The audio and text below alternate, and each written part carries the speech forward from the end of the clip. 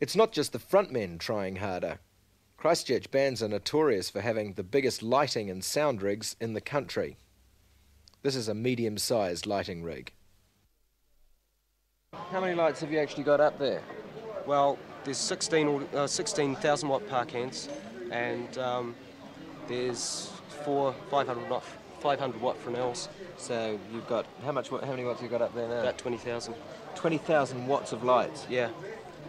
Yeah, that's sort of like, in Christchurch, it's sort of about the basic light show for a resident or touring band. People expect to see a good production now, you know. You sort of can't do anything in halves anymore. You can't come in here and have a small PA, you know, a small lighting rig, and hope to get away with charging $3. Well, what we have here is your mixing desk, which basically mixes all the microphones into a sound here, which is the main out, right? We start here, we have the kick drum, the snare drum, hi-hat, concert tom, all the tom-toms, 1, 2, 3, bass, vocals, 1, 2, 3, guitar, synthesizer, organ and piano, and here we have a special effects whenever we like to use it. This is your crossover, which on your normal stereo you'll have your mids and your bottoms and your very highs, your woofers and tweeters, etc. Well, that's basically what that is. It breaks the sound down.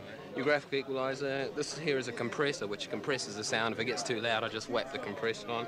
That's your special effects, and here I have you do think about cutting down on expenses, but then you run into problems, like I was saying before. You start doing things in halves, you know, and it's just not good enough. You've got to keep that quality. I don't know who starts the star. If it's the band or the public. It is the band to a certain extent, but it's the audience. I think they expect to see quality, and you know, when they're paying a cover charge, they expect to come and see something that's worth seeing.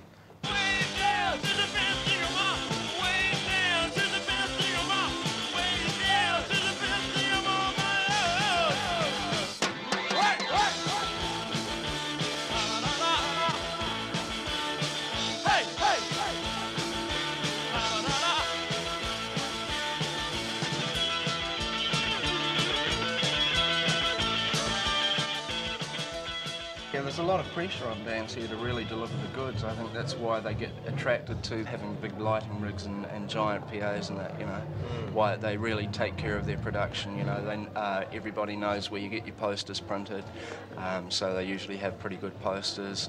And I think for a long time they've seen a lot of sometimes bland bands from Auckland making headlines or putting out records, and I think, you know, Christchurch bands have started to think, well, we can do that better than they can. People in Christchurch are used to going out and having fun, and people in Auckland don't know how to have it because they're confused, they've lost confidence. They've totally lost confidence in the promoters up there. Well, there isn't a promoter in Auckland at the moment. But if a band works in Christchurch, then it'll work anywhere in the country. Why is that? It's because Christchurch is so competitive. If a band works well in Christchurch, then it means a band's good. The bands that are more conscious they want success are quite competitive here. The bands that are simply more interested in just making music would help each other, even come to lend in equipment and so on. But some of the other bands there's a clique of bands though. I mean, yeah, I think all the bands will help each other one way or the other, but there certainly are very strong competition. Yeah. Healthy competition? Yeah, it doesn't hurt, I don't think. Yeah, it's healthy competition that doesn't hurt. And that's what we've got here. The only people that are making money, a lot of money out of this business at the moment, are the Christchurch Star. Yeah. They're making a fortune. Yeah. It's in their interest. Rob White, who writes for the Star, is a very, very good writer too. Very discriminating, and you know, whatever he goes with in a big way, I'm sure he's got the confidence of a lot of people in town, you know. When he writes a good article on a band, then you can really see the difference at the pub, you know. Christchurch has it as far as the professionalism and everything a band needs to get somewhere. It's got it. All it needs is a little bit more hard work as far as, you know, getting the original material together. That's really where it lacks. That's true. Do you rate anyone as far as songs in Christchurch concerned? Dance exponents for sure. The two new bands that have got my vote for 1983 are the Hip Singles and Dance Exponents. The Narcs, I suppose, Dance Exponents, Dance Exponents are the latest big Christchurch band with a typical reputation for hard work.